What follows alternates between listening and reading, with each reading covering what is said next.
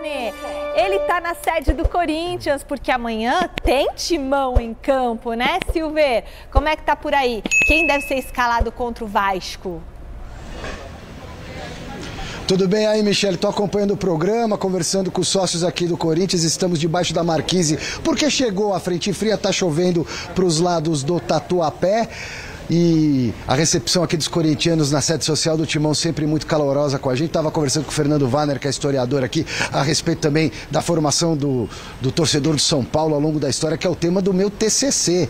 A transformação socioeconômica, política, etc e tal, da torcida do São Paulo desde os anos 30 até agora. Mas o tema de agora é Corinthians, que joga contra o Vasco da Gama amanhã. Curiosidade que o Vasco tem um técnico que já foi campeão pelo Corinthians, que é o Fábio Carille. Reencontro de Carille com o Ramon Dias, que foi técnico do Vasco em 2023 e que vai mexer no time, ao que tudo indica, para o jogo de amanhã contra o Vascão na Neoquímica Arena, 18h30. Estaremos nessa. De novo, mais de 40 mil pessoas na Neoquímica Arena, indo já para o 31º jogo consecutivo dentro da Casa do Timão, com públicos superiores a 40 mil pessoas, mais um recorde da incrível fiel torcida. E novidades porque o Corinthians continua sem o Hugo Souza, goleiro, machucado, tentando acelerar o processo de recuperação de uma lesão muscular no departamento médico, mas ainda não dá para ele. O Garro está em Madrid, retornando nesse final de semana. Rodrigo Garro tentando curar a tendinite patelar com um especialista espanhol, que inclusive ajudou na recuperação do Memphis Depay num passado não tão distante assim, quando o Memphis jogava na Europa e teve um problema similar ao do Rodrigo Garro. Esses dois estão fora. O Angileri deve ser a novidade na lateral esquerda, recuperado de dores musculares, e o Coronado pode pintar na criação no meio campo para fazer a função do Rodrigo Garro. Talvez não com a mesma capacidade técnica, mas pelo menos para o Ramon Dias poder manter o esquema 4-4-2 com o Losango no meio campo. É o esquema que melhor funciona nesse Corinthians da família Dias. Então eu preparei junto com a produção um campinho aí para especular essa escalação. Um possível / provável Corinthians para encarar o Vasco amanhã pelo Campeonato Brasileiro, depois de perder em casa na Sul-Americana para o Huracan, com Donelli no gol, Mateuzinho na lateral direita. A dupla de zaga, vou cravar aqui os titulares: Gustavo Henrique e Félix Torres, mas o André Ramalho está correndo por fora, podendo abocanhar uma vaguinha no meio de zaga. Angileri de volta à lateral esquerda, se não der para ele deve jogar o Bidu. Meio campo com Ranielli, Carrilho, Martínez e o Coronado na ponta de cima do Losango do meio campo. Na frente, Memphis Depay e Yuri Alberto. E daqui a pouquinho eu volto direto ao vivo aqui no Parque São Jorge com mais informações do todo-poderoso Timão, Michele. Obrigada, Ale. Alex. Ele é um tipo de Alex. Tá cheio de Alex e Millers aqui no programa. Fala, Alex.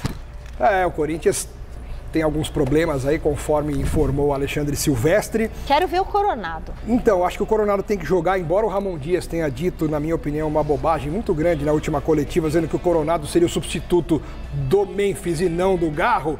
Mas aí, pelo que o Silvestre falou, ele vai entrar para fazer a função do Garro. Então, o Ramon Dias mudou de ideia em 3 dias.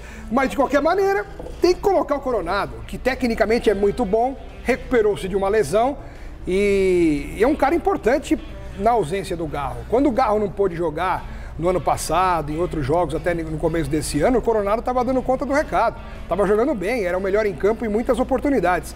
Então não tem por que deixar um cara com essa qualidade, estando à disposição, fora do jogo. O Angileri voltando na esquerda é uma ótima para o Corinthians.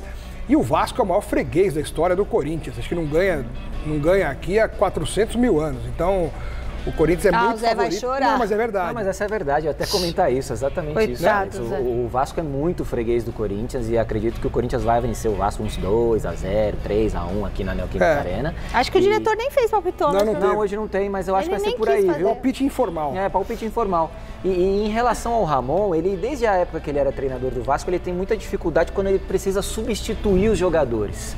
Ele faz uma salada, mexe, troca, Verdade. sabe? E não consegue ajeitar o time durante o jogo, faz trocas ruins, coloca jogador que não tem que colocar, tira a cara de posição, coloca em outra. Enfim, ele não tem ele não consegue fazer essa leitura do jogo impressionante ali na hora que ele tem que mudar. Isso é desde que ele treinava o Vasco.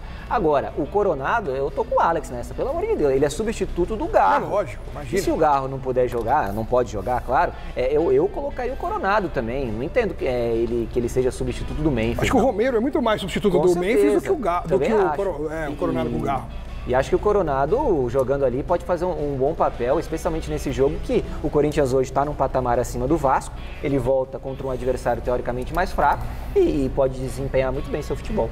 No Mesa Redonda a gente vai fazer provavelmente o G4 e o Z4. Depois eu quero que vocês pensem aí, o G4 e o Z4, hein? Desse ano no Brasileirão. Aqui? O Alex você tem que guardar pro Mesa, mas o Zé pode falar aqui, tá? O Zé vai pensando, Zé, o seu G4 e o seu Z4 do Brasileirão. No final G4 do ou G6? Não, G4. G6, né? Ou G4? Não, é G4. Não, G4. G4, você quer G8? Você quer G8 não, agora? Sei. A cúpula mundial agora. Bom, direto pro CT da Barra Funda, bater um papo com a Marina Buffon. Boa noite, Má. Um passarinho tricolor me contou que saiu um vídeo de bora o Corinthians. Ai, Corinthians, né? O Corinthians não tem um momento de paz nessa temporada. O Silvestre tá voltando para a conversa aqui com a sequência do Timão até um novo clássico contra o Palmeiras. Vai ter outro clássico contra o Palmeiras, é isso, Silver?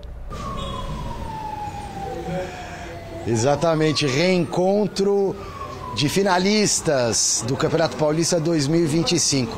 A gente preparou um rápido recorte da agenda de jogos do Coringão nessa semana, de sábado a sábado, com uma Sul-Americana, partida decisiva no meio dos 2 jogos de Campeonato Brasileiro. Então, é o seguinte, amanhã o Vasco da Gama na Neoquímica Arena pelo Campeonato Brasileiro, segunda rodada do Brasileirão, Corinthians no Brasileirão jogando a primeira em casa, Neoquímica com mais de 40 mil pessoas, já falamos da escalação.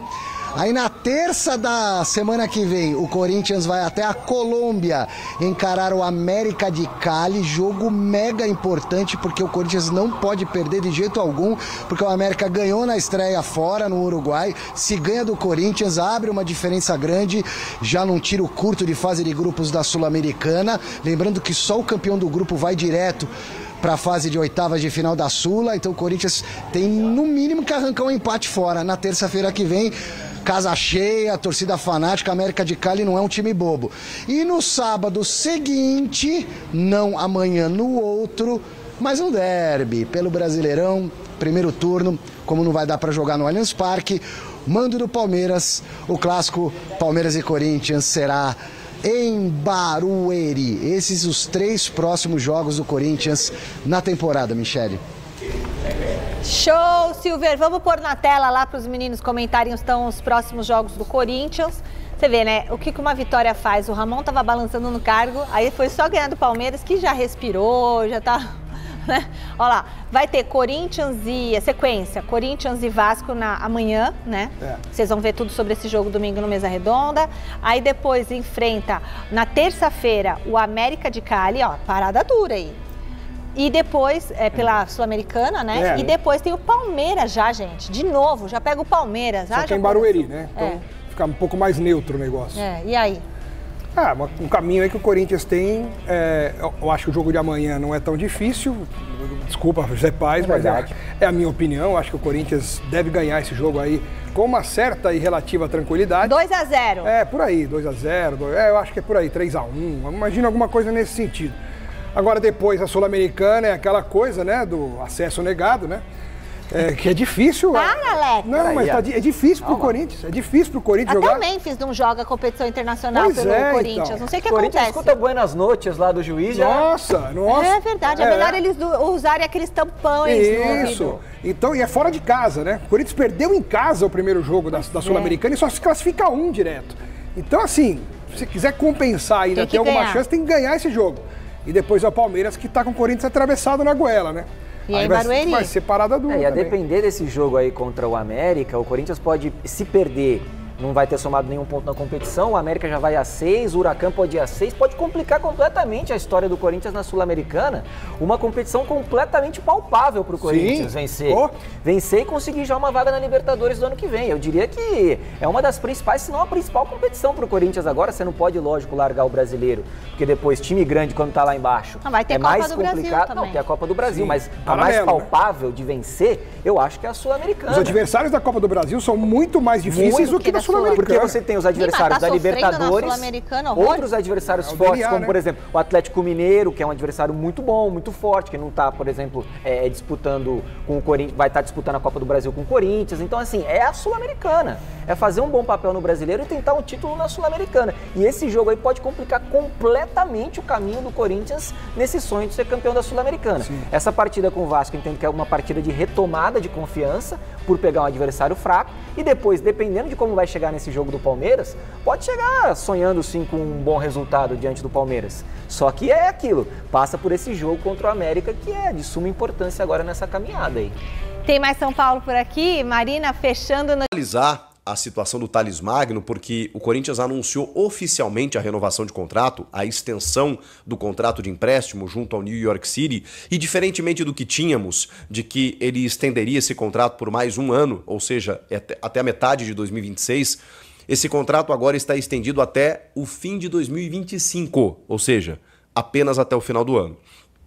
Eu acho que faz mais sentido, porque terminar o contrato na metade da temporada é sempre um problema, porque você, enfim, se não puder ficar com o jogador, ele fica apenas uma parte, já começa a ficar descomprometido, até no inconsciente, né? Sabendo que não vai ficar, quando o clube não conseguir renovar, a opção de compra para efetivar, né, a aquisição do jogador é muito alta, né? A gente está falando aí de quase 80 milhões de reais. Então o ideal, até para testar mais o Thales Magno, né? Ele ficou um ano, chegou na metade do ano passado, foi importante no começo, depois chegaram outros reforços em que ele perdeu espaço, o início desse ano ele foi bem de novo, não fez um bom jogo contra o Huracan, como quase ninguém, mas é um jogador que, enfim, é importante, é uma alternativa ali, o Corinthians já tem dificuldades no ataque, então manter o Thales Magno até o final do ano, eu acho que torna-se uma alternativa interessante. E o Corinthians conseguiu e anunciou desta maneira no seu site a extensão do contrato até o fim dessa temporada. Então é uma preocupação a menos. Depois disso, acho que precisa reformular o seu sistema ofensivo, porque vai ser muito difícil pagar o que os americanos querem, né? É muito dinheiro. E eles não vão permitir também uma extensão de contrato, né, de empréstimo a todo instante, né? Uma hora o Corinthians vai ter que se decidir. E aí eu acho que vai ter que mudar a sua configuração ofensiva, buscar outros nomes e tudo mais, mas é algo para não se pensar agora. A gente está no mês de abril, era um contrato que iria até o final de junho e agora apenas no fim de dezembro. Beleza? Beleza. Vamos falar sobre outras... Salve, fiel torcida corintiana, salve nação. O Corinthians aí procurando reforçar o elenco, né? Estendeu o contrato do Thales Magno até o final da temporada. Deve ser aí o último temporada do Thales Magno, porque os americanos querem muito aí pelo Thales Magno 40 milhões de dólares para terem o Thales Magno. O Corinthians teria que pagar, né? Então, mais de 100 milhões de reais, acho que não valeria a pena. Então, o Corinthians vai estudar aí outras possibilidades no mercado, tá bom, fiel? Deixa o like no vídeo, se inscreva no canal, ative o sininho das notificações. Todos os dias tem conteúdo exclusivo do Corinthians aqui no Corinthians Online, tá bom? Os melhores notícias, melhores comentários, bastidores, entretenimento do Corinthians pra você que é corintiano, tá bom? Deus abençoe cada um de vocês, tamo junto, forte abraço e vai Corinthians!